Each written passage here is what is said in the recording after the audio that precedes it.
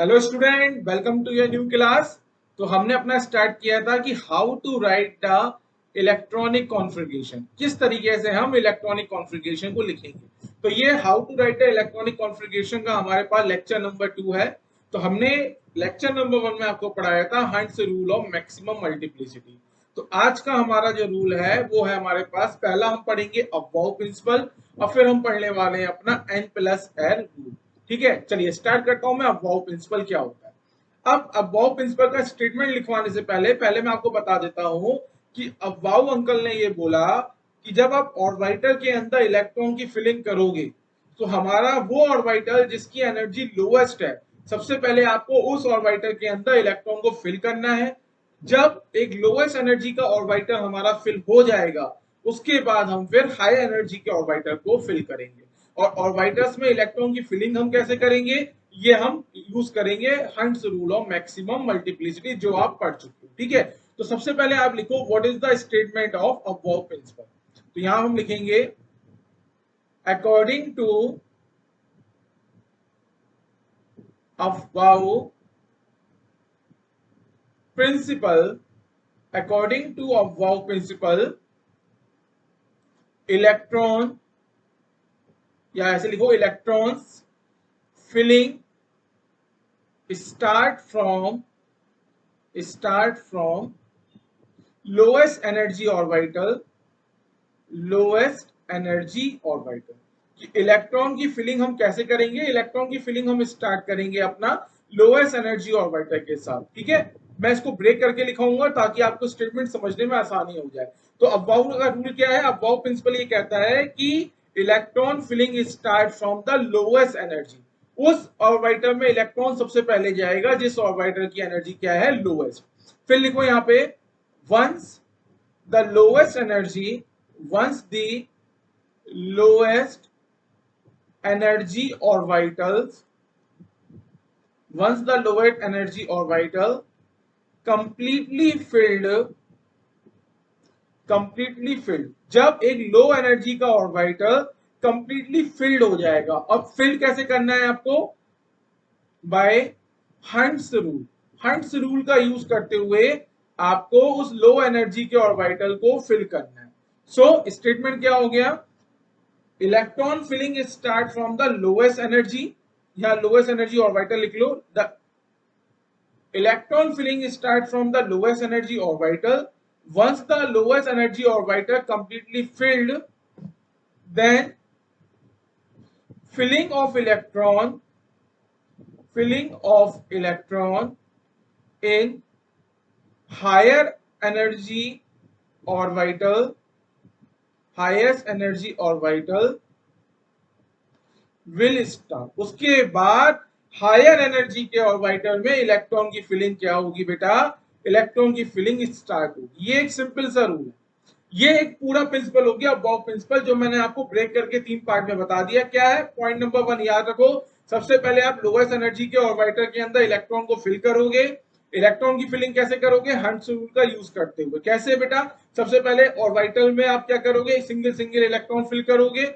उसके बाद once the हर एक ऑर्बिटल के अंदर एक एक इलेक्ट्रॉन की फिलिंग जब कंप्लीट हो जाएगी विद द सेम स्पेन, उसके बाद फिर आप पेयरिंग स्टार्ट करोगे। ठीक है, तो once the lowest energy orbital completely जब हमारा फिल्ड हो जाएगा, उसके बाद हम क्या करेंगे, अपने हाई एनर्जी के ऑर्बिटल को फिल करना स्टार्ट करेंगे। This is the Aufbau principal.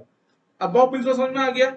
अगर मैं यहाँ पे एक चीज आपसे पूछूं बेटा, अगर ये मेरे पास न्यूक्लियस है, this is 1s, this is 2s, then हमारे पास आ जाएगा 2p, फिर हमारे पास है 3s, फिर हमारे पास है 3p, और फिर हमारे पास है 3d एंड सो ऑन। इसी तरीके से हम आगे बढ़ते रहेंगे। अब यहाँ ध्यान से सुनो, बड़ा इंपॉर्टेंट चीज बताने वाला हूं। सपोज करो मैंने आपको ऑर्बिटर दे दिया 3s। ठीक है, मैंने आपको ऑर्बिटर क्या दे दिया बेटा, 3s ऑर्बिटर दे दिया, 2p ऑर्बिटर दे दिया। अब मैं आपसे पूछूं, बताओ किस ऑर्बिटर की एनर्जी कैसी है, मैक्सिमम, और किस ऑर्बिटर की एनर्जी क्या है, मिनिमम। या फिर से सुनो, अगर मैंने आपको ऑर्बिटर दे दिया, this is a case number 1, case number 2 मैंने आपको दिया, तो केस नंबर 2 में मैं आपको 2 ऑर्बिटर देता हूं, एक 3d दे रहा हूं और एक मैं आपको दे रहा हूं 4s। अब मैं आपसे पूछूंगा, बताओ भाई कौन से ऑर्बिटर की एनर्जी मैक्सिमम है, तो पहले केस में बात करेंगे तो 3s की एनर्जी जो है वो मैक्सिमम है 2p से, और दूसरे केस की बात करेंगे तो 3d की एनर्जी क्या है, मैक्सिमम है। मैक्सिमम है किससे, 4s से। अब ये जो चीज है कि ऑर्बिटल की एनर्जी का ऑर्डर, ये हमें कैसे पता चलेगा कि किस ऑर्बिटल की एनर्जी किसी दूसरे ऑर्बिटल के रेस्पेक्ट में कम है या फिर उससे ज्यादा है। तो अब इसको समझने के लिए अब हमें पढ़ना पड़ेगा अपना नया रूल, जिसका नाम है n+l रूल। समझ में आया? हाइंट्स ने क्या बोला, जो लो एनर्जी का ऑर्बिटल है उसके अंदर इलेक्ट्रॉन पहले फिल होंगे, उसके बाद हाई एनर्जी के ऑर्बिटल में इलेक्ट्रॉन की फिलिंग होगी। पर अब दो ऑर्बिटर में से कौन सा ऑर्बिटर की एनर्जी मिनिमम है और कौन से ऑर्बिटर की एनर्जी मैक्सिमम है, पहले ये तो पता चलेगा तुम लोगों को। जब तक तुमको यही नहीं पता चलेगा कि गिवन टू ऑर्बिटल किस ऑर्बिटर की एनर्जी मैक्सिमम है और किसकी मिनिमम है, तो आप अब वो प्रिंसिपल कैसे लगा पाओगे? उसके लिए कि for the given two orbiter which orbiter is having the least energy and which orbiter is having the highest energy या फिर higher energy, उसको पता लगाने के लिए अब हमें पढ़ना है अपना n+l। ठीक है, तो अगर मैं n+l रूल की बात करूंगा तो आपको समझ में आ गया कि n+l रूल का इंपॉर्टेंस क्या है। तो फटाफट हम इसको लिख देते हैं, इंपॉर्टेंस। तो इंपॉर्टेंस क्या हो जाएगी बेटा, with the help of n+l rule, with the help of n+l rule we can मतलब हम we can find out the energy order of given orbital, energy order of given orbital. अब आपको क्या करना है बेटा, आपको वो जो गिवन ऑर्बिटल है उन गिवन ऑर्बिटल का आप एनर्जी ऑर्डर बता सकते हो कि अगर मैंने आपको 4 ऑर्बिटर दिए, कौन कौन से ऑर्बिटर दिए, मैंने आपको 2s दे दिया, मैंने आपको एक 3p दिया, और मैंने आपको दिया 5d, ओके, और एक मैंने दिया आपको 4s। अभी आपके पास क्या है बेटा, 2s ऑर्बिटल। इसी तरीके से अगर आप यहाँ पे देखोगे तो ये है आपके पास एक 3p ऑर्बिटल, ठीक है, ये है हमारे पास एक 5p ऑर्बिटल, और ये है हमारे पास एक 4s ऑर्बिटल। अब इन चारों ऑर्बिटल में से किस ऑर्बिटल की एनर्जी मैक्सिमम है और किस ऑर्बिटल की एनर्जी मिनिमम है, इसका पता हम कैसे लगाएंगे, by using the n+l rule. चलिए स्टार्ट करते हैं अपना n+l रूल। तो n+l रूल के लिए आपको ध्यान रखना है, सबसे पहले आपको देखना पड़ेगा आपके पास स्पीसी कैसी है। हमने क्या करा है, हमने अपनी स्पीसी को दो पार्ट में डिवाइड कर दिया। एक स्पीसी हमारे पास होगी जिसको हम बोलेंगे सिंगल इलेक्ट्रॉन सिस्टम स्पीसी। क्या बोलेंगे हम बेटा इसको, सिंगल इलेक्ट्रॉन सिस्टम स्पीसी। मतलब वो सब स्पीसी जिनके अंदर सिर्फ एक ही इलेक्ट्रॉन है। कौन कौन से होगा, जैसे यहाँ पे देखो आप, जैसे हाइड्रोजन, हाइड्रोजन के अंदर एक ही इलेक्ट्रॉन है, हीलियम प्लस एक ही इलेक्ट्रॉन है, लिथियम +2 एक ही इलेक्ट्रॉन है, बेरिलियम +3 एक ही इलेक्ट्रॉन है, एंड सो तो वो सब स्पीसी जिनके अंदर सिर्फ एक ही इलेक्ट्रॉन है, उन स्पीसी को हम बोलेंगे स्पीसी of single electron system, स्पीसी of single electron system. अब दूसरी टाइप की स्पीसी समझते हैं हम। तो दूसरी स्पीसी हमारी कौन सी हो सकती है, मल्टी इलेक्ट्रॉन सिस्टम स्पीसी। दूसरी स्पीसी हमारे पास हो जाएंगी मल्टी इलेक्ट्रॉन सिस्टम स्पीसी। अब मल्टी इलेक्ट्रॉन सिस्टम स्पीसी का मतलब है कि वो सब स्पीसी जिनके पास नंबर ऑफ इलेक्ट्रॉन, जिनके पास नंबर ऑफ इलेक्ट्रॉन क्या है बेटा, एक से ज्यादा, जिनके पास नंबर ऑफ इलेक्ट्रॉन एक से ज्यादा है, वो सब स्पीसी हमारी कौन सी हो जाएंगी, मल्टी इलेक्ट्रॉन सिस्टम स्पीसी। इसका मतलब n+l रूल अप्लाई करने से पहले आपको जो गिवन स्पीसी है वो आपको देखना पड़ेगा कि वो स्पीसी आपके पास सिंगल इलेक्ट्रॉन स्पीसी है या फिर मल्टी इलेक्ट्रॉन स्पीसी है। ठीक है, अब हम क्या करते हैं बेटा, वन बाई वन करके हम इस यहाँ पे डिस्कस करते हैं। कैसे डिस्कस करते हैं देखो, तो हमें basically with the help of n+l rule, यहां लिखेंगे हम with the help of n+l rule we can determine the energy order, we can determine the energy order of given orbitals. Given orbitals का हम बेटा क्या करेंगे, एनर्जी ऑर्डर को determine करेंगे। तो सबसे पहले यहाँ पे आप लिखेंगे केस नंबर 1। अब मैं क्या बढ़ा रहा हूं आपको, केस नंबर 1। और केस नंबर 1 क्या है हमारे पास, single electron system. Single electron system के एग्जाम्पल की अगर हम बात करेंगे तो एटॉमिक स्ट्रक्चर आप पढ़ चुके हो। बोहर मॉडल भी जो होता है वो भी सिंगल इलेक्ट्रॉन सिस्टम के लिए ही डिफाइन किया गया है, या आप इसको बोल सकते हो uni electronic system. Uni electronic system, ठीक है। इसके अगर आप एग्जाम्पल लिखना चाहो तो मैं इसके पहले एग्जाम्पल लिखवा देता हूं, अभी मैंने लास्ट स्लाइड पे ही बताए थे, या फिर से लिखवा देता हूं। तो एग्जाम्पल हमारे पास हो जाएंगे हाइड्रोजन, फिर क्या हो जाएगा lithium +2, helium +1, वेलिडियम +3 and so on. अब होता क्या है बेटा, देखो आपको पता है कि क्या होता है, एटम के अंदर शेल होते हैं और शेल के अंदर होते हैं सब शेल। अब शेल के अंदर जो सब शेल होते हैं वो सब शेल कौन से होते हैं, एसपीडीएफ एंड सो ऑन।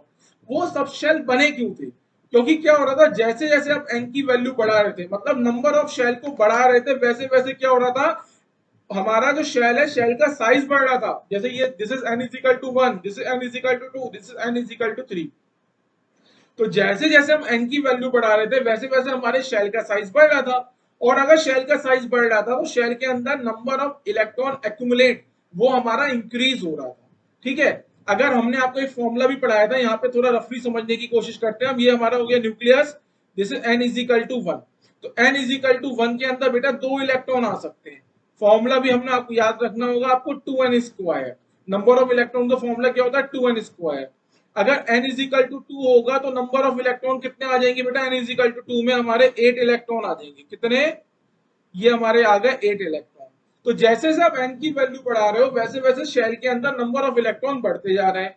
अब इलेक्ट्रॉन इलेक्ट्रॉन के बीच में क्या होता है, इलेक्ट्रॉनिक रिपल्शन। और उस इलेक्ट्रॉनिक रिपल्शन को मिनिमाइज करने के लिए क्या होते हैं, शेल के अंदर के जो इलेक्ट्रॉन होते हैं वो अपने आप को थोड़ा आगे पीछे क्या करते हैं, एडजस्ट करते हैं।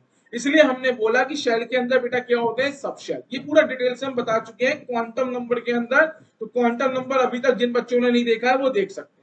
अब होता क्या है, अगर मेरे पास एक सिंगल इलेक्ट्रॉन स्पीसी है तो उसके अंदर बेटा नंबर ऑफ इलेक्ट्रॉन कितने हैं, इन सब स्पीसी के अंदर अगर मैं आपसे पूछूं नंबर ऑफ इलेक्ट्रॉन, तो नंबर ऑफ इलेक्ट्रॉन बेटा कितने, 1 इलेक्ट्रॉन है।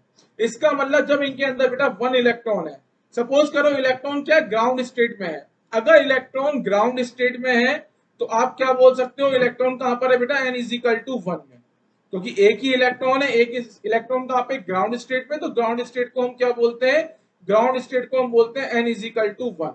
अगर इलेक्ट्रॉन हमारा एक्साइटेड स्टेट में चला गया, सपोज कीजिए इलेक्ट्रॉन चला गया n इज इक्वल टू 2 में, तो n इज इक्वल टू 2 क्या होती है हमारे पास,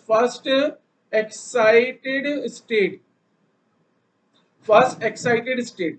अब होगा क्या, हमारे हिसाब से क्या होना चाहिए था, हमारे हिसाब से होना चाहिए था 2s और 2p। n is equal to 2 का मतलब है 2s और 2p। क्यों, अगर n की वैल्यू 2 है तो l की वैल्यू कितनी होगी, 0 और 1। l इज इक्वल टू 0 का मतलब s sub shell, l is equal to 1 का मतलब p सब शेल। मतलब शेल नंबर 2 के अंदर 2 सब शेल होनी चाहिए थी। पर यहाँ पे दिक्कत क्या है, यहाँ समझने की कोशिश करो। क्योंकि बेटा आपके पास जो इलेक्ट्रॉन है वो इलेक्ट्रॉन एक ही है। अगर वो इलेक्ट्रॉन आपका शेल नंबर 2 के अंदर आ गया, वो इलेक्ट्रॉन हमारा शेल नंबर 2 के अंदर आ गया, तो उस इलेक्ट्रॉन को रिपेल करने के लिए कोई और इलेक्ट्रॉन नहीं है। समझ में आ रही है बात। अगर हमारा electron n is equal to 1 से n इज इक्वल टू 2 में आ गया, या n इज इक्वल टू 3 में आ गया, तो बेसिकली सब शेल बन क्यों रही थी शेल के अंदर, क्योंकि इलेक्ट्रॉनिक रिपल्शन को मिनिमाइज करना था। जब आपके पास एक ही इलेक्ट्रॉन है तो इलेक्ट्रॉनिक रिपल्शन मिनिमाइज करने की जरूरत ही क्या है। इसलिए यहाँ पे बिल्कुल बहुत इंपॉर्टेंट पॉइंट बता रहा हूं, most important point for uni electronic system या फिर for single electron system, the energy of sub shell, energy of sub shell of a given shell, of a given shell is equal. क्या हो जाएगी बेटा, equal हो जाएगी। कैसे, चलिए नेक्स्ट स्लाइड पे लेके जाते हैं। इसका मतलब क्या है, इसको डिटेल से समझाते हैं। अगर हमारे पास कैसा सिस्टम है बेटा, सिंगल इलेक्ट्रॉन सिस्टम। कैसा सिस्टम है हमारे पास? Single electron system. अब देखो इस सिंगल इलेक्ट्रॉन सिस्टम में क्या होता है, जो एनर्जी ऑफ सब शेल होती है ऑफ ए गिवन शेल, वो क्या होती है? इक्वल। मतलब 1s, जैसे कि आप सपोज करिए n is equal to 2, n is equal to 2 का मतलब बेटा शेल नंबर 2, और शेल नंबर 2 के अंदर कितने सब शेल होंगे? 2 सब शेल होंगे। कौन कौन से? 2s और 2p। तो बेटा 2s और 2p की एनर्जी क्या होगी? आपस में इक्वल। अगर मैं n इज इक्वल टू 3 की बात करूंगा तो n इज इक्वल टू 3 के अंदर 3 सब शेल होंगी। कौन कौन सी? 3s, 3p और 3d। और इन तीनों की एनर्जी आपस में कैसी होगी? इन तीनों की एनर्जी आपस में होगी इक्वल। अगर मैं n इज इक्वल टू 4 की बात करता हूं तो n इज इक्वल टू 4 का मतलब शेल नंबर कैसा है? 4।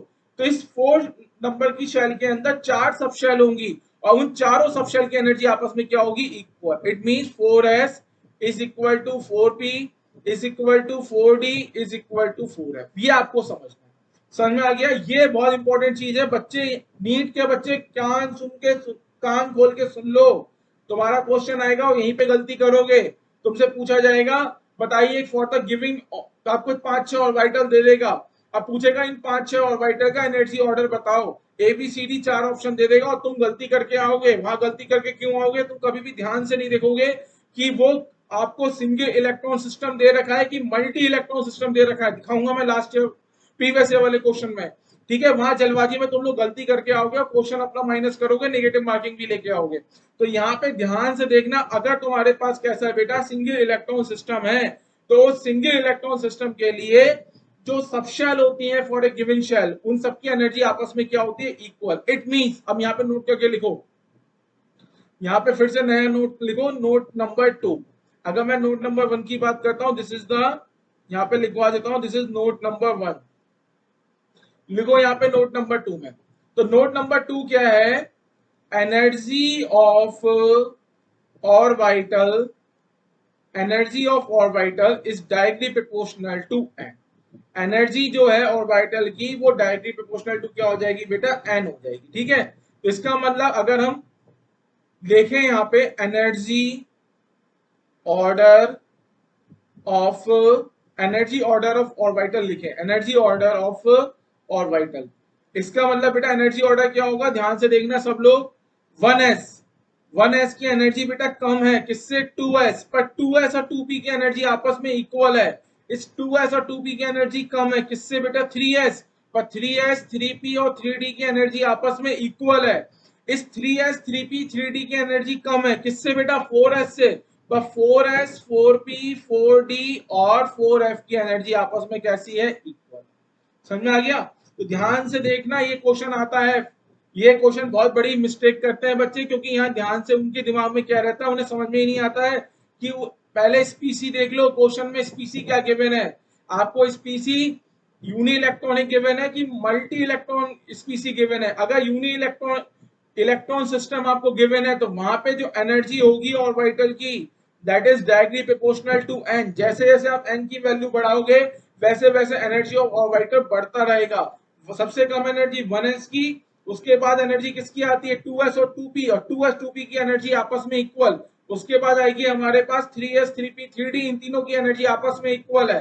समझ में आ गया? कहो तो मैं यहाँ पे थोड़ा सा एक ब्रैकेट भी बना देता हूँ। देखो 1s की एनर्जी सबसे कम, उसके उससे ज्यादा एनर्जी है 2s 2p की, पर दोनों की एनर्जी आपस में क्या है? इक्वल। उससे ज्यादा एनर्जी है किसकी बेटा? 3s 3p 3d की, पर इन तीनों की एनर्जी आपस में क्या है? इक्वल। उससे ज्यादा एनर्जी किसकी है? 4s 4p और 4d की, और इन चारों की एनर्जी क्या है? आपस में इक्वल।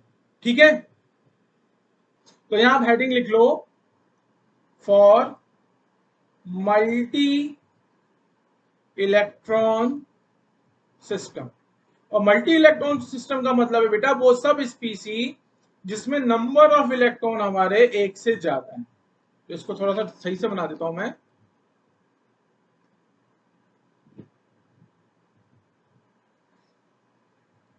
तो यहां पे आप ब्रैकेट में लिख दो, number of electron is more than 1। एक से ज्यादा क्या है बेटा? Number of electron.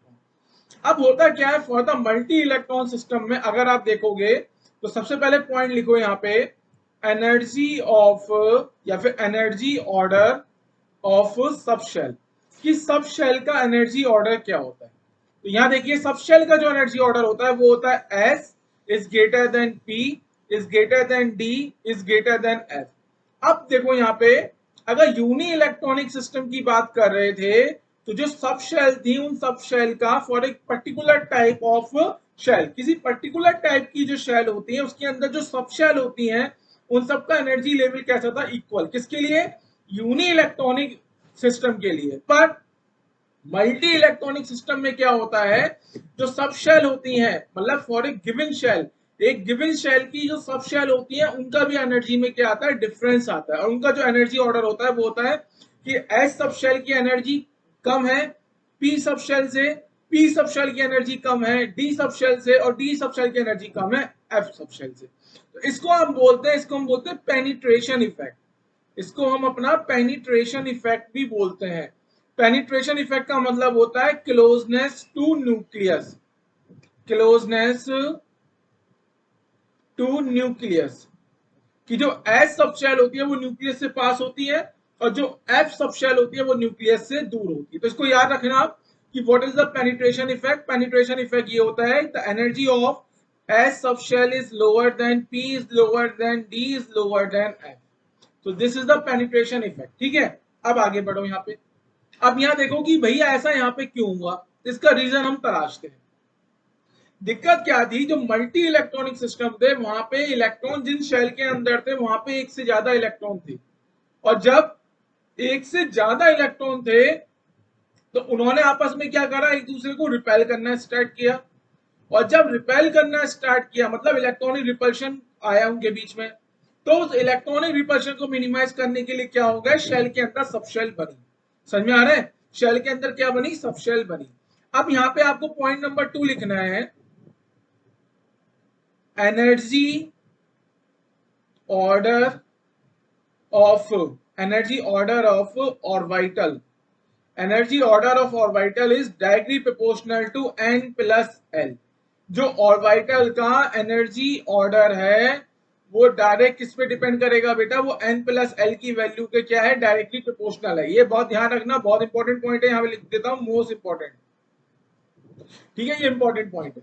मतलब अगर मैं आपको बोलूं बेटा, अगर मैं आपको देता हूं 2s और एक मैंने आपको ऑर्बिटर दिया 3d, और मैं पूछता हूं कि बताइए ये जो आपको मैंने स्पीसी भी दे दी बेटा, स्पीसी हमने आपको दे दी, स्पीसी हमने आपको दी सोडियम। अब सोडियम मतलब सोडियम का एटॉमिक नंबर कितना है, 11। सोडियम के अंदर नंबर ऑफ इलेक्ट्रॉन कितने हैं, 11।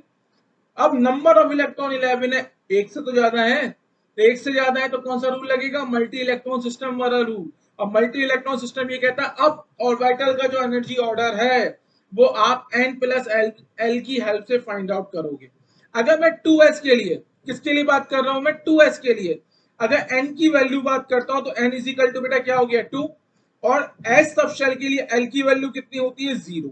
तो अगर हम n प्लस एल की वैल्यू फाइंड आउट करेंगे तो ये आएगा 2। अब 3d की बात करो तो 3d ऑर्बिटल के लिए n की वैल्यू कितनी हो गई बेटा 3, और हमारे l की वैल्यू हो गई 2। तो इसका मतलब n प्लस एल, इसकी वैल्यू कितनी आ गई बेटा 5। तो ग्रेटर वैल्यू किसकी आ गई, ग्रेटर वैल्यू जो आ रही है n प्लस एल की वो किसके लिए आ रही है, 3d के लिए आ रही है। इसलिए हमारा जो 3d है, 3d की एनर्जी हमारी 2s से ज्यादा होगी। ठीक है, अब हम क्या करते हैं, इसके अंदर मल्टी इलेक्ट्रॉन सिस्टम के अंदर दो केस बनाते हैं। This is case number 1, this is case number 2। दोनों डिस्कस कर लो, दोनों इंपॉर्टेंट है। केस नंबर 1 ये है, if n plus L value is not, if n plus l value not equal for given orbital, given orbital, अगर n plus L की value given orbital के लिए इक्वल नहीं है। ठीक है, जैसे कि मैं आपको दो ऑर्बिटल लेता हूं, एग्जांपल लेके बता देता हूं। ये है हमारे पास एग्जांपल, बहुत सुंदर सा प्यारा सा नन्ना मुन्ना सा एग्जांपल है, समझो।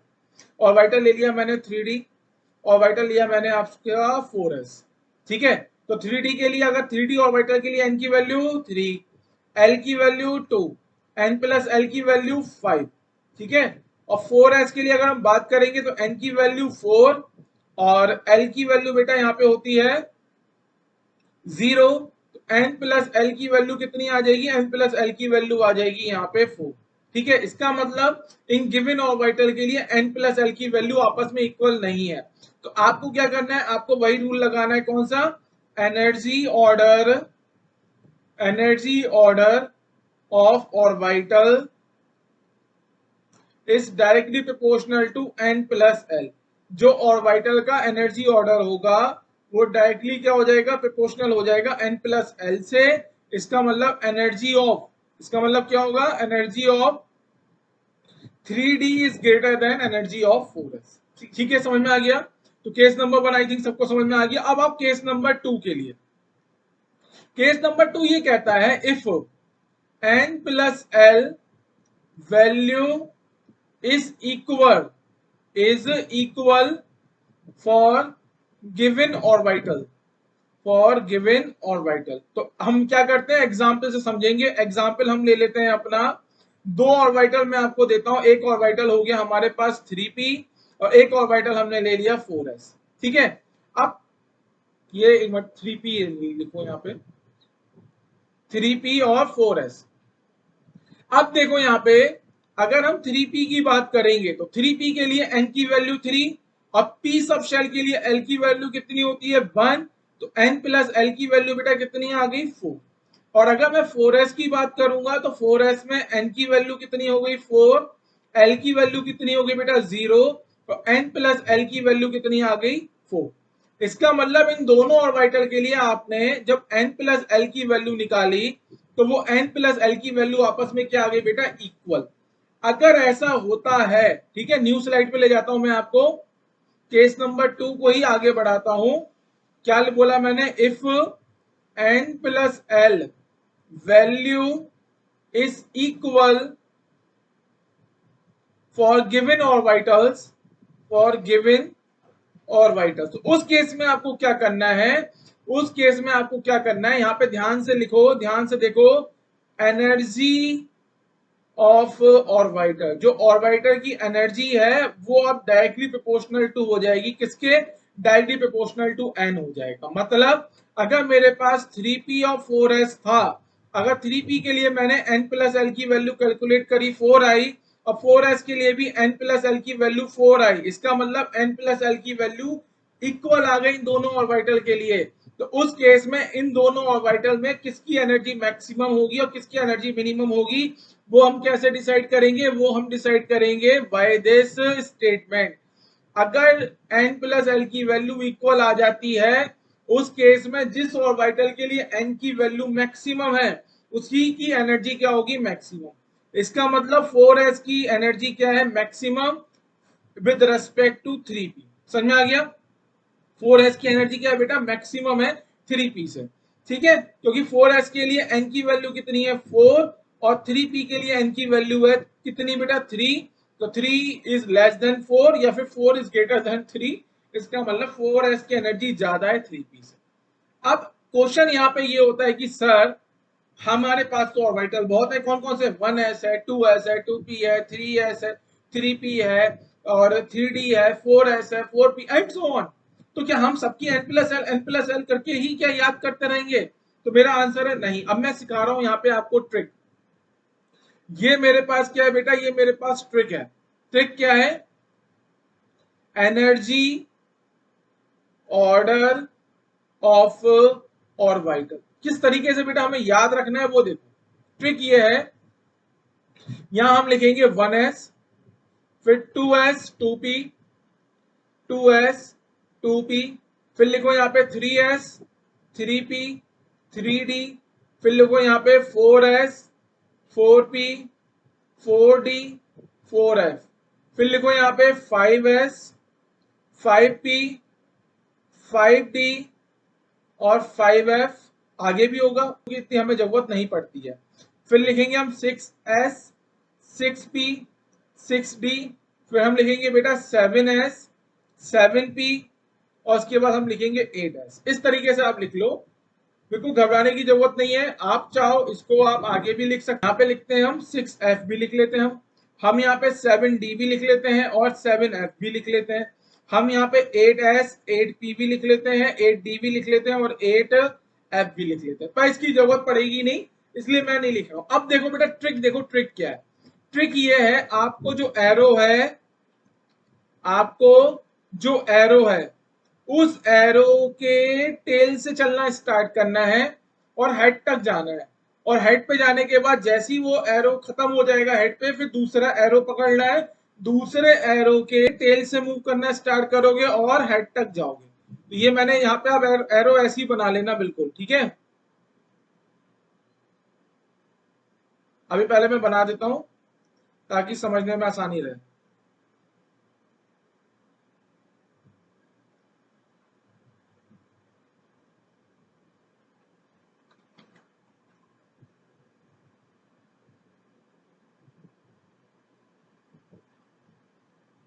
लेना होगा जन्म हमें कई कई बार, ठीक है, समझ में आया।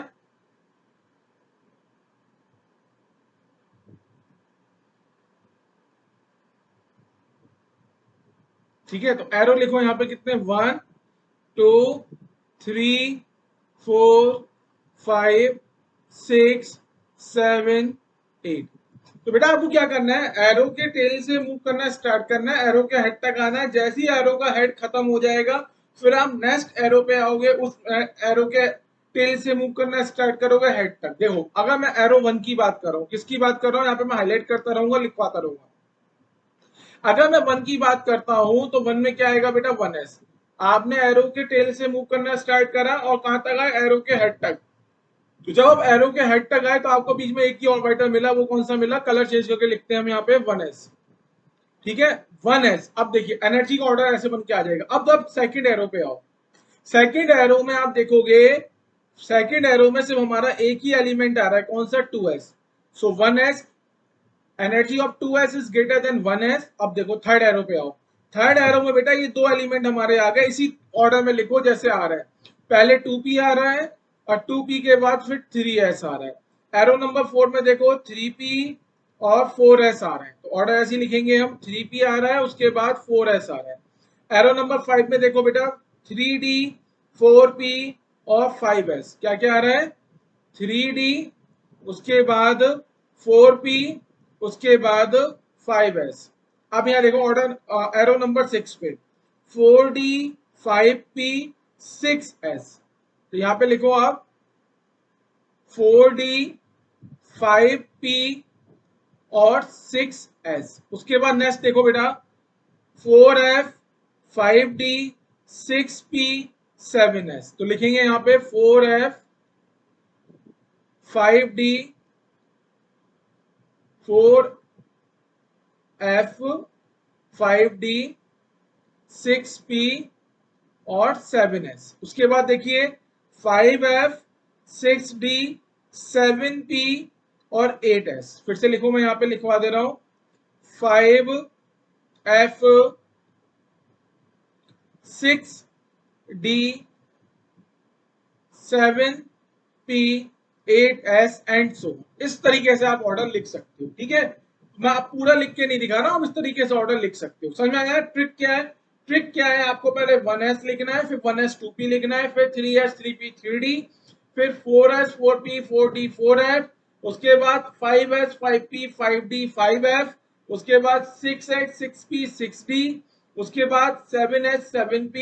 इस तरीके से आपको लिखना है। तो अब मैं क्या करता हूँ बेटा, जो फालतू के मैंने लिख दिए थे इन सबको मैं हटा देता हूँ। अब आप करो यहाँ से इसको हटा दो और इस टेबल को सिर्फ यहाँ तक ही बनाओ, क्योंकि इससे ज्यादा आपको जरूरत नहीं पड़ेगी। अब बच्चों के दिमाग में आ रहा होगा कि सर इससे ज्यादा क्या हमें इलेक्ट्रॉन्स की फिलिंग नहीं होगी, या ऐसा एलिमेंट आ जाए जहां पे जो नंबर ऑफ इलेक्ट्रॉन है इन ऑर्बिटल से ज्यादा हो, तो उनको हम कैसे फिल करेंगे। बेटा सुन लो ध्यान से, कानों में तेल डाल के सुन लो, क्या इंपॉर्टेंट है। अभी तक जो भी हमें नोन एलिमेंट्स हैं, वो नोन एलिमेंट्स हमारे पास कितने हैं, 118। कितने एलिमेंट है, 118। और वो सब 118 के अंदर जितने भी, इन 118 जो एलिमेंट है इनके अंदर जितने भी इलेक्ट्रॉन है, चाहे किसी कोई भी एलिमेंट, चाहे यूरोपियम ले लो, ठीक है, और या आप यूरेनियम ले लो, या फिर आप वो ले लो क्या कहते हैं, लॉरेंशियम, है ना। लॉरेंशियम ले लो, लॉरेंशियम क्या है, 5f सीरीज का सबसे लास्ट है लॉरेंशियम, ठीक है। वो सब एलिमेंट के अंदर जो भी इलेक्ट्रॉन्स है वो सब इन्हीं ऑर्डर में फिल हो जाएंगे। अभी तक इससे ज्यादा की जरूरत हमें नहीं पड़ी है। तो एक बार मेरे साथ बोलो, 1s 2s 2p 3s 3p 4s 3d 4p 5s 4d 5s 4d, इसके बाद 5p 6s 4f। इस तरीके से आपको याद करना, और याद भी नहीं करना है क्योंकि ट्रिक के ऊपर मैं बताने वाला हूं आपको एक सुपर ट्रिक। ट्रिक तो बताऊंगा, पर ट्रिक के बाद मैं आपको बताने वाला हूं सुपर ट्रिक। सुपर ट्रिक क्या है ये देखो, सुपर ट्रिक, सुपर ट्रिक देखो, सुपर ट्रिक, सुपर ट्रिक बेटा क्या है इस ट्रिक का नाम, सुपर ट्रिक। देखो सुपर ट्रिक क्या है, आपको सबसे पहले ये पता होना चाहिए कि 1s होता है 1p 1d 1f, 1p 1d 1f नहीं होते। 2s 2p होते हैं, 2d और 2f नहीं होते। इसके बाद 3s 3p 3d होते हैं, 3f नहीं होता। 4s 4p 4d और 4f होते हैं। पहले ही आपको ये पता होना चाहिए, मैं बड़ा बहुत बार बता चुका हूं, मैं आपसे उम्मीद करता हूं आपको ये सब चीजें आनी चाहिए, ठीक है। 1s सब शेल है, पर 1p 1p 1d 1f सब शेल नहीं है, ठीक है। अगर 1s सब शेल है तो 1s सब शेल के अंदर 1s ऑर्बिटल भी मिलेगा, पर अगर बेटा 1p 1d 1f सब शेल ही नहीं है तो 1d 1p 1d 1f orbital भी नहीं मिलेंगे। समझ में आ रही है बात, फिर से सुनो, फिर से सुनो, सुनो सुनो। 2s 2p सब शेल होती हैं, अगर सब शेल है तो सब शेल के अंदर ऑर्बिटल भी होंगे, इसलिए 2s 2p ऑर्बिटल होते हैं। 2d 2f सब शेल नहीं होती, अगर 2d 2f सब शेल नहीं होती तो 2d 2f ऑर्बिटल भी नहीं होते। पहली चीज समझ आ गया। अब देखो सुपर ट्रिक क्या है, सुपर ट्रिक यह है, आपको क्या करना है बेटा, देखो आपको NH से स्टार्ट करना है, NP पे खत्म करना है, उसके बाद N-1d और N-2f। ये चीज ध्यान रखो, आपको क्या करना है बेटा, NH से स्टार्ट करना है, क्या करना है आपको, NH से स्टार्ट करना है, और कहां तक जाना है आपको, NP तक जाना है। N-1d आएगा और N-2f आएगा। यहां समझो बेटा, देखो यहां देखो, यहां देखो ध्यान से, 3s आता है, 3p आता है, 3d आता है, ठीक है। यहां देखो पहले 1s आ रहा है, 2s 2p आते हैं, 3s 3p 3d आते हैं, 4s 4p 4d 4f आते हैं। अब लिखने का तरीका देखो यहाँ पे क्या है, अगर बेटा n की वैल्यू 1 है, n की वैल्यू 1 का मतलब 1s, क्या अब यहाँ पे आके आपको देखना पड़ेगा, अरे भाई अरे भाई अरे भाई 1s होता है, 1s होता है, 1s होता है, हाँ हाँ हाँ 1s है, 1s है, 1s है, इसका मतलब सही है। 1s के बाद आपको कहां पे जाना है बेटा, 1p पे। अब आप देखो, मैं ब्रैकेट लगा रहा हूं, हटा देता हूं मैं, 1p देखो, 1p 1p 1p 1p 1p है, 1p नहीं है, 1p नहीं है, 1p नहीं है। अब देखो 1 माइनस N-1d का मतलब बेटा 1 - 1d मतलब 0d, कुछ होता नहीं। N-2f का मतलब 1 - 2f का मतलब -1f, ऐसा कुछ नहीं होता। इसका मतलब क्या है, क्या बेटा हमारे पास 1s आ गया। अब देखो n इजिकल टू 2 पे चेक करते हैं, n इजिकल टू 2 पे चेक करो, तो 2s पे स्टार्ट किया आपने, 2s के बाद आप कहां तक गए, ns से स्टार्ट करके np पे जाओगे, इसका मतलब 2s से स्टार्ट करके कहां पे जाना है, हमें 2p पे जाना है, 2p पे गए।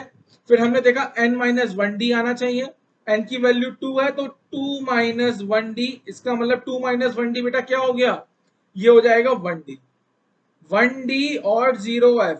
तो ऐसा कुछ नहीं होता बेटा, 1d भी नहीं होता, साफ साफ लिखा है 1d भी नहीं होता, ऐसे भी क्रॉस कर दिया। अब देखो n इजिकल टू 3 पे चेक करो, 3s 3p 2d 1f, ना बेटा 2d होता है ना 1f होता है, ठीक है। अब 4s, n इजिकल टू 4 पे चेक करो, 4s 4p 3d 2f, तो 2f नहीं होता, कैंसिल कर दो। n इजिकल टू 5 पे चेक करो, 5s, इसका मतलब 5p 4d 3f, 3f नहीं होता, दिख रहा है ना यहाँ पे 3f नहीं होता, तो 3f को कैंसिल कर दो। n इजिकल टू 6 पे जाओ, 6s 6p 5d 4f। अब ये सब है, ठीक है। आगे देखेंगे n इजिकल टू 7 पे चेक करेंगे, सो 7s 7p 6d और 5f, तो ये भी है। ठीक है, समझ में आ गया। अब मैं क्या कर रहा हूं, इसको भी को फेयर करके नेक्स्ट पेज पे बना रहा हूं। मैं क्या कर रहा हूं बेटा, फेयर करके नेक्स्ट पेज पे बना रहा हूं। ठीक है, अब जो जो नहीं होता उनको मैं नहीं बनाऊंगा। तो सुपर ट्रिक मेरी क्या है, सुपर ट्रिक मेरी क्या हो गई, 1s 2s 2p 3s 3p 4s 4p 3d 5s 5p 4d 6s 6p 5d 4f 7s 7p 6d 5f। समझ में आ गया? ऑर्डर समझ में आ रहा है? ऑर्डर दिख रहा है? ऑर्डर दिख रहा है? ऑर्डर कैसे लिखना है देखो, इस तरीके से लिखना है आपको बेटा। आप अब की बार एरो कैसे बनाओगे, देखो यहाँ पे आपको मूव इस तरह से करना है, इस तरीके से आपको मूव करना है। ठीक है, अब यहाँ देखिए ऑर्डर देखिए, 1s उसके बाद 2s 2p आएगा। सो 1s greater than 2s greater than 2p greater than 2p। उसके बाद देखिए 3s 3p, तो greater than 3s greater than 3p। उसके बाद बेटा आ जाएगा 4s 3d 4p, सो 4s 3d 4p। उसके बाद आएगा हमारे पास 5s 4d 5p, सो 5s ग्रेटर 4d। उसके बाद आ गया हमारे पास 5p। फिर आएगा हमारे पास 6s 4f 5d 6p, सो 6s 4f 5d 6p। और उसके बाद आएगा हमारा 7s 5f 6d और 7 एंड सो। तो देखो यहाँ पे जो आपने यहाँ पे ऑर्डर निकाला था, सेम ये वाला जो ऑर्डर आपने यहाँ पे निकाला था, उस ऑर्डर को हमने सुपर ट्रिक से भी निकाल के दिखाया। याद क्या रखना है आपको, यहाँ जो गोल्डन पॉइंट है वो ये याद रखना है। मैं कलर चेंज करके लिखता हूं कि ns से स्टार्ट होगा, np पे खत्म होगा, n-1d n-2f, ये ध्यान रखना है आपको। ठीक है, ns से स्टार्ट करना है, np पे खत्म करना है, फिर आएगा n-1d और n-2f। जो जो सब शेल नहीं होते हैं उनको काट दो, बाकी के सब शेल को इसी ऑर्डर में लिख दो। ठीक है, तो मेरे साथ एक बार बोलो, 1s 2s 2p 3s 3p, उसके बाद 4s 3d 4p 5s 4d 5p, इसके बाद 6s 4f 5d 6p, उसके बाद 7s 5f। ये बिल्कुल आसान है, इसमें कुछ मतलब ध्यान, मतलब मैं क्या बोलूं आपको, ये इतना आसान है। इस अगर इस तरीके से आप टेबल बना लोगे तो कुछ दिक्कत ही नहीं है। पर कंडीशन क्या है, इंपॉर्टेंट ये है कि आपको पता होना चाहिए कि बेटा, फिर से बता रहा हूं, 1s होता है 1d 1p 1d और 1f, ये नहीं होते।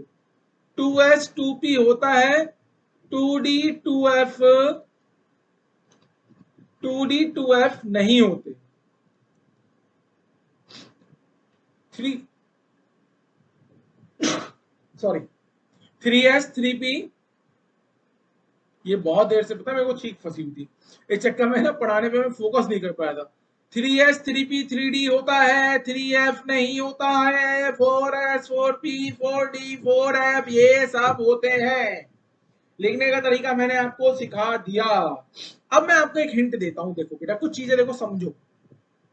अगर हम आपको एक पीरियोडिक टेबल का आइडिया दें, किसका आइडिया दें बेटा, पीरियोडिक टेबल का। तो पीरियोडिक टेबल में होता क्या है, ये हम एक छोटी सी पीरियोडिक टेबल आपके सामने बनाने वाले हैं आज। आज भाइयों और बहनों, मैं आपके सामने जो टेबल बना रहा हूं, ये मैं बना रहा हूं एक पीरियोडिक टेबल। इस पीरियोडिक टेबल को हम बोलेंगे long form of periodic table, periodic table. Long form of periodic table. ठीक है, ये नेक्स्ट लेक्चर है आपका। ये अभी मैं सिखा नहीं रहा हूँ, कुछ चीजें बता रहा हूँ। इसमें होता क्या है बेटा, जो long form of periodic table होती है उसमें क्या होते हैं हमारे जो ग्रुप होते हैं, कितने ग्रुप की बात होगी, ग्रुप कितने होते हैं बेटा 18। कितने ग्रुप होते हैं 18। 18 ग्रुप कौन सा होता है मैं लिख देता हूं, 1 2 3 4 5 6 7 8 9 10 11 12 13 14 15 16 17 और 18।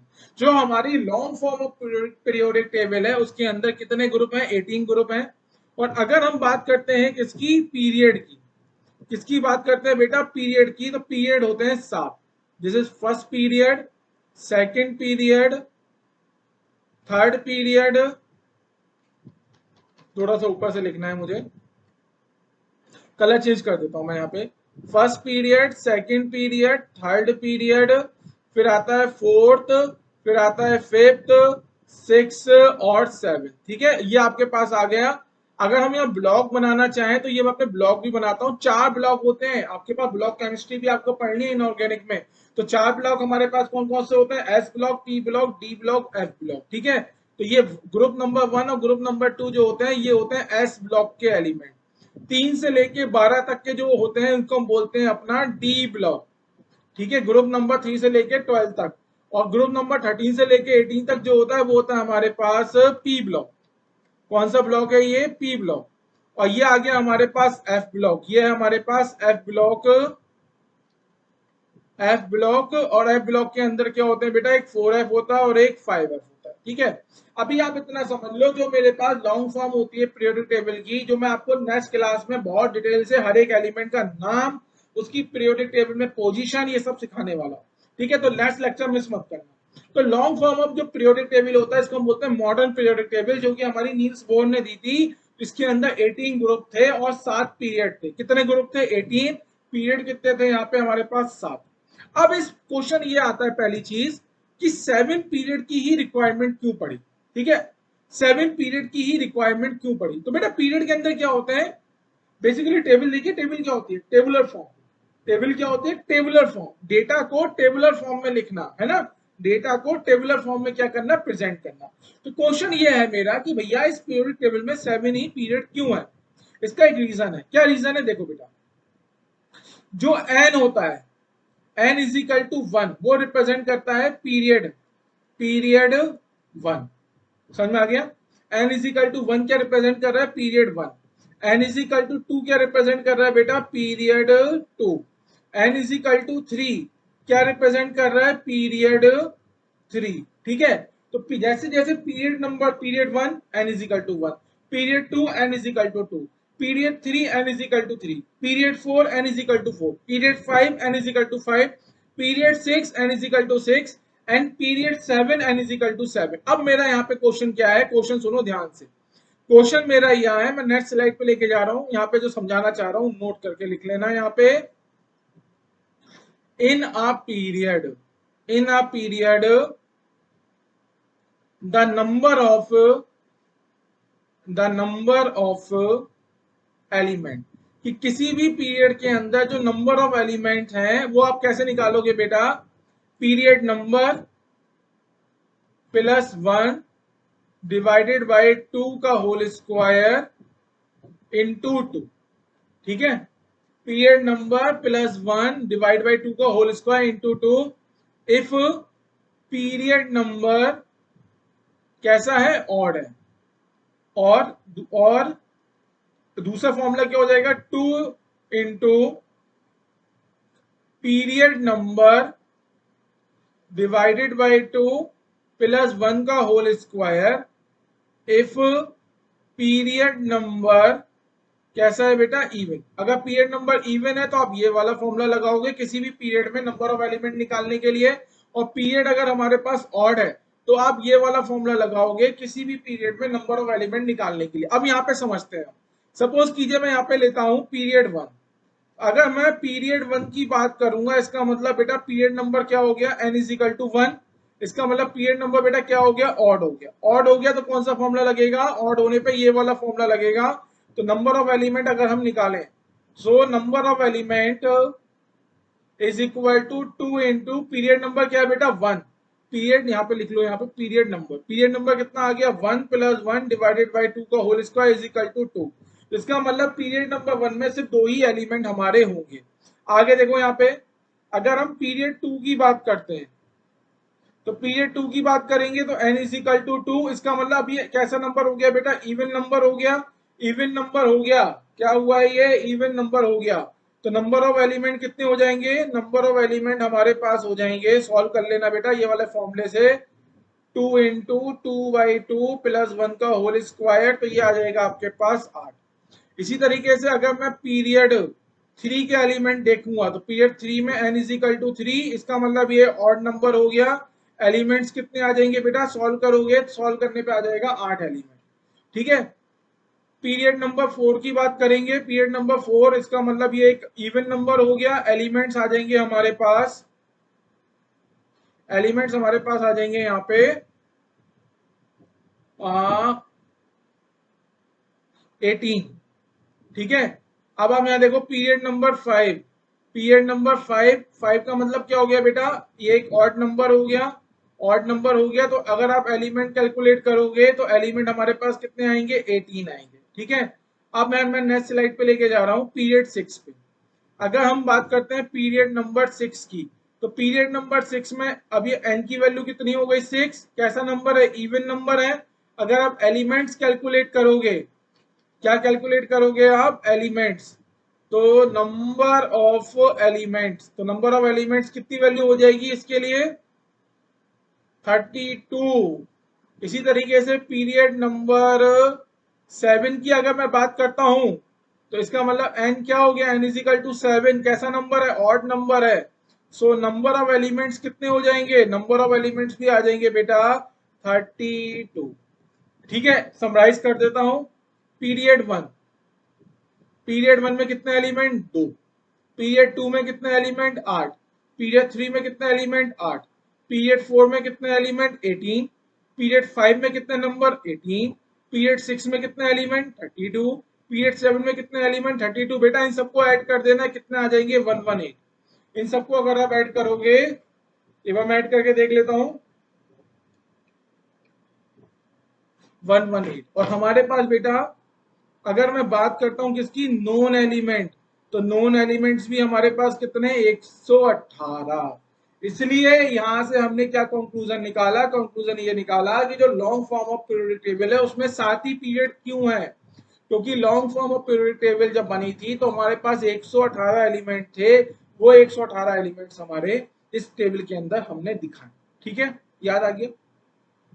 अब आइए अपने नेक्स्ट टास्क पे, इंपॉर्टेंट टास्क पे। अब आपको क्या लिखना है बेटा, इलेक्ट्रॉनिक कॉन्फ़िगरेशन लिखना है। अब आप क्या लिखोगे, right electronic configuration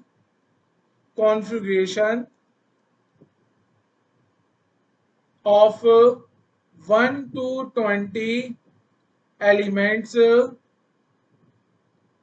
in periodic table. Of periodic table लिखो, पीरियोडिक टेबल के हमें 1 से लेके 20 जो एलिमेंट हैं उनके क्या लिखने हैं मैंने बेटा, क्या लिखने हैं हमें, 1 से लेके 20 एलिमेंट ऑफ पीरियोडिक टेबल के क्या लिखने हैं हमें, इलेक्ट्रॉनिक कॉन्फ़िगरेशन। तो मैं एलिमेंट लिख देता हूं, हाइड्रोजन, हीलियम, इनके मैं एटॉमिक नंबर भी लिख देता हूं, हाइड्रोजन, हीलियम, लिथियम, लिथियम के बाद आ जाएगा बेरिलियम, बोरान, बोरोन आ गया, बोरोन के बाद कार्बन। ठीक है, नेक्स्ट स्लाइड ले लेते हैं, स्लाइड हमारे पास बहुत है।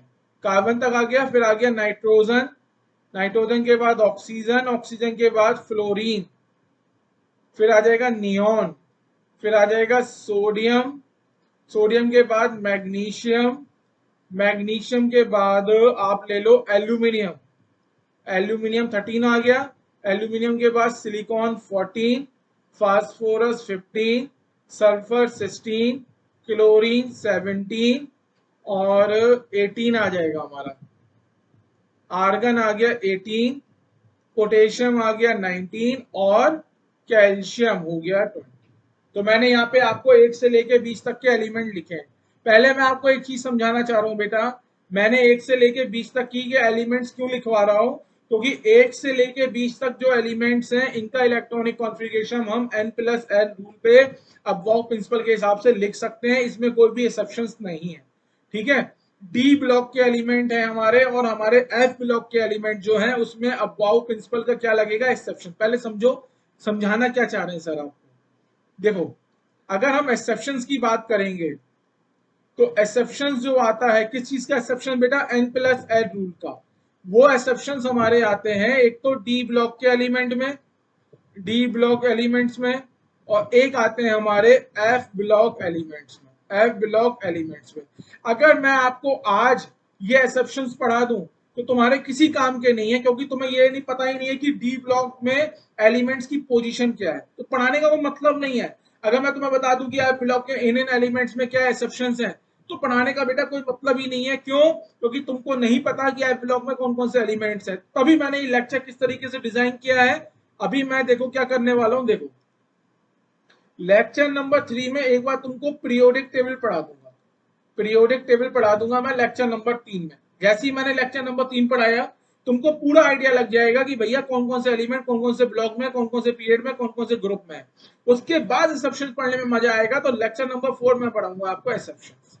लेक्चर नंबर 4 में क्या पढ़ाने वाला हूं आपको, एक्सेप्शन। सब एक्सेप्शन पढ़ाऊंगा कि डी ब्लॉक में कौन कौन से, जैसे कि नियोबियम आ गया, कॉपर आ गया, क्रोमियम आ गया, नवाबी क्यों करें रागा, मौत तक रुकावटें, मॉलिब्डेनम, मतलब ये सब मैं पढ़ाने वाला हूं, तुम टेंशन मत लेना। अभी से मैं तुमको सिर्फ इलेक्ट्रॉनिक कॉन्फ़िगरेशन लिखना सिखा रहा हूं कि भैया 1 से लेके 20 तक के एलिमेंट के इलेक्ट्रॉनिक कॉन्फ़िगरेशन लिखो।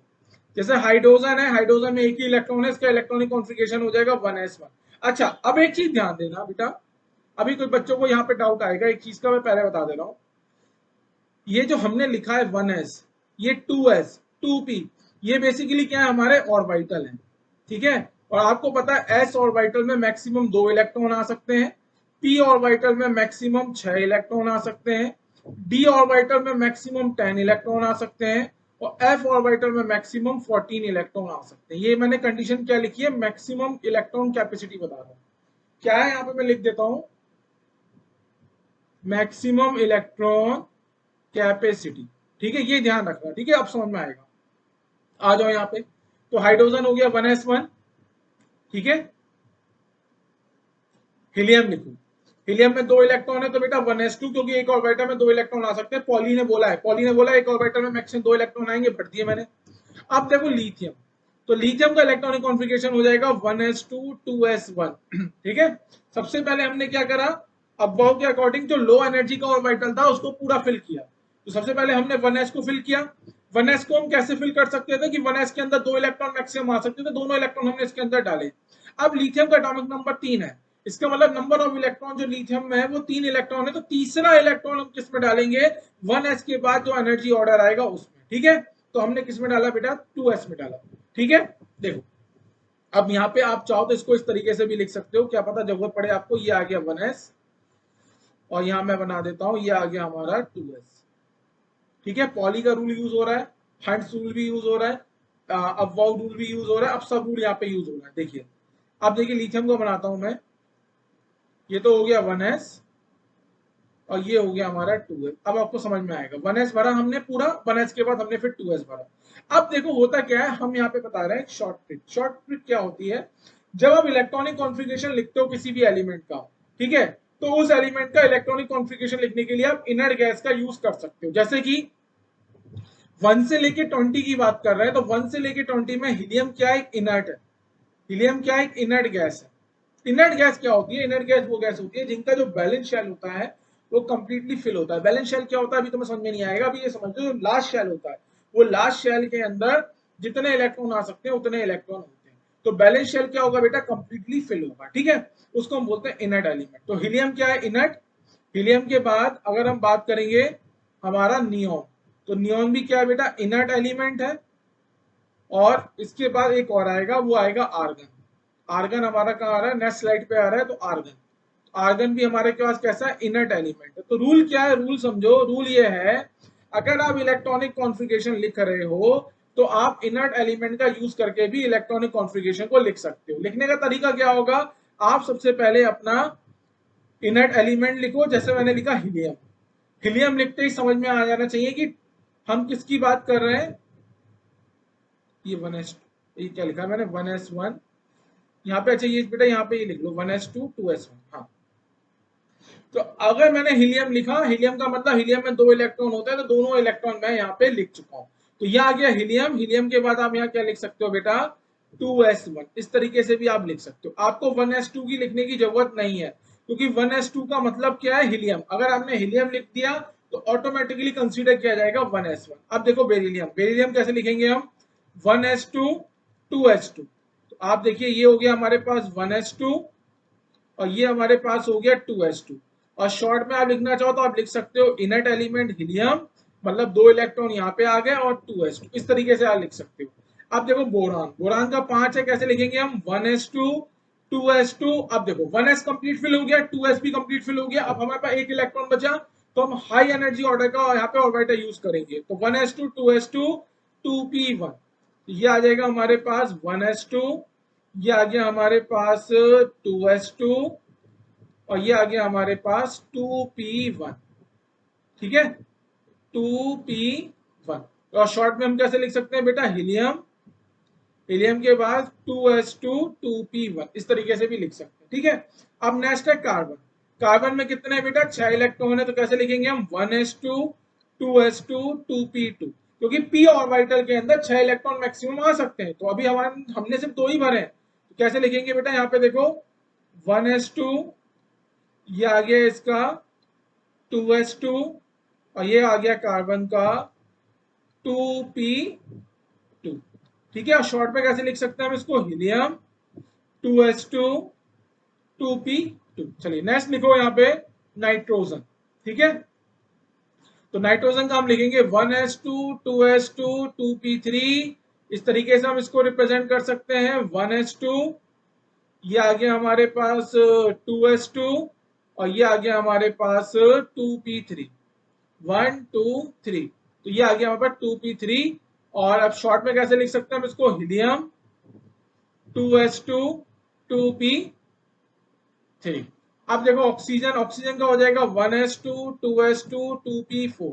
ठीक है, तो देखो बेटा कैसे लिखा हमने 1s2, अब आएगा उसके बाद 2s2 और उसके बाद देखो इलेक्ट्रॉन फिलिंग का तो समय देखो मैं कैसे इलेक्ट्रॉन की फिलिंग कर रहा हूं।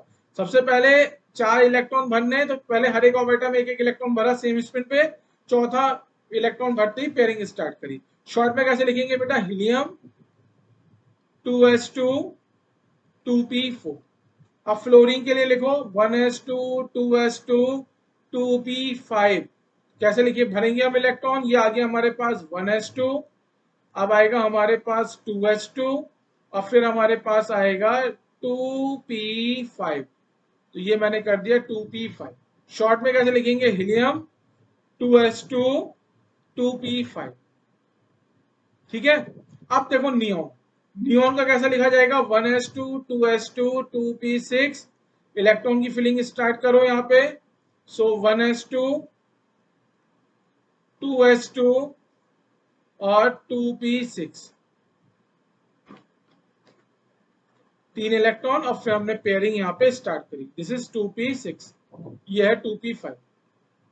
शॉर्ट में लिखेंगे हम इसको हीलियम और 2s2 2p6। अरे आप कहोगे सर ये एक शॉर्ट फॉर्म लिखने का फायदा क्या, अब फायदा अब दिखेगा, कैसे दिखेगा बेटा सोडियम से।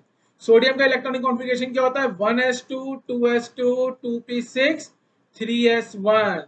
ठीक है, भरो इसको, देखो ये आ गया 1s2, ये आ गया हमारे पास 2s2, ये आ गया हमारे पास 2p6, 1 2 3 4 5 6। और शॉर्ट में बेटा क्या लिखेंगे, अब हम एक इनर्ट एलिमेंट का यूज कर सकते हैं। अब वो इनर्ट एलिमेंट हमारा क्या हो जाएगा, वो इनर्ट एलिमेंट हो जाएगा नियोन। अब हम यहाँ पे लिखो direct neon, neon 3s1, neon 3s1 आ गया ना शॉर्ट नेम, कितना आसान लग रहा है, पूरा लिखने की जरूरत ही नहीं है। अब देखो मैग्नीशियम का लिखता हूं मैं 1s2 2s2 2p6 3s2, filling कर सकते हो। अच्छा यहाँ पे वो रह गया बेटा, यहाँ पे 3s1 रह गया। ठीक है, फिलिंग कर सकते हो, फिलिंग करो। सो 1s2, उसके बाद 2s2, उसके बाद 2p6, उसके बाद 3s2। और शॉर्ट में बेटा कैसे लिख सकते हैं, शॉर्ट में हम इसको लिख सकते हैं नियॉन 3s2। आगे ना शॉर्ट में। चलिए नेक्स्ट लिखते हैं हम एल्यूमिनियम। अब मैं डायरेक्ट क्या करता हूँ, ऑर्बिटल फिल करके नहीं दिखाऊंगा, आप फिल कर सकते हो। सो 1s2 2s2 2p6 1s2 2s2 2p6 3s2 3p1। Short में कैसे लिखेंगे बेटा, शॉर्ट में इसको लिखेंगे नियॉन 3s2 3p1। ठीक है। सिलिकॉन का देखो 1s2 2s2 2p6 3s2 3p2। Short में कैसे लिखेंगे हम इसको, नियॉन 3s2 3p2। अब देखो फॉस्फोरस, फॉस्फोरस आएगा 1s2 2s2 2p6 3s2 3p3। Short में कैसे लिखेंगे हम इसको, नियॉन 3s2 3p3। अब आओ सल्फर, सल्फर हो जाएगा 1s2 2s2 2p6 3s2 3p4। Short में आ जाएगा नियॉन 3s2 3p4। क्लोरीन की बात करते हैं हम, तो ये आ जाएगा 1s2 2s2 2p6 3s2 3p5। Short में कैसे लिखेंगे हम बेटा, नियॉन 3s2 3p5। देखो ये सब लिखने की जरूरत ही नहीं है, इस पूरे का मतलब ही क्या है, इस पूरे का मतलब है नियॉन। जो ये मैं पूरा लिख रहा हूं ना जकीरा, इस जकीरे का मतलब ही क्या है बेटा, नियॉन। ठीक है। अब देखिए लास्ट में हमारे पास कुछ और बचे, आर्गन। आर्गन क्या इनर एलिमेंट है, तो आप इसको कैसे लिख सकते हो, 1s2 2s2 2p6 3s2 3p6 1s2 2s2 2p6 3s2 3p6। ठीक है। अब देखो यहाँ पे शॉर्ट में कैसे लिखेंगे हम बेटा इसको, इसको हम लिखेंगे नियॉन 3s2 3p6। अब देखो पोटेशियम, पोटेशियम लिखने में मजा आएगा। पोटेशियम का बेटा कितना होगा, देखो 1s2 2s2 2p6 3s2 3p6 उसके बाद 4s1। और शॉर्ट में क्या लिखेंगे बेटा, इस पूरे का मतलब क्या है, इस पूरे का मतलब है आर्गन। क्योंकि अब हमारे पास नया इनर्ट एलिमेंट हमें मिल गया है, वो इनर्ट एलिमेंट क्या है, आर्गन। तो इसको अब शॉर्ट में लिखने का तरीका हो गया आर्गन 4s1। इसी तरीके से कैल्शियम का लिख दो, कैल्शियम का हो जाएगा बेटा 1s2 2s2 2p6 3s2 3p6 4s2। और शॉर्ट में हम कैसे लिख सकते हैं, आर्गन 4s। तो ये हमने आपको 1 से लेकर 20 तक के एलिमेंट के इलेक्ट्रॉनिक कॉन्फ़िगरेशन लिखना सिखा दिए। तो आज की क्लास पे हम आते हैं, सबसे पहले हम देखते हैं अबवाव पढ़ा हमने। अबवाव क्या है, एन प्लस रूल क्या है, यूनि इलेक्ट्रॉनिक स्पीसी क्या होती है, मल्टी इलेक्ट्रॉनिक स्पीसी क्या होंगी, यूनि इलेक्ट्रॉनिक स्पीसी के लिए क्या क्या रूल लगेगा, मल्टी इलेक्ट्रॉनिक स्पीसी के लिए क्या क्या रूल लगेगा।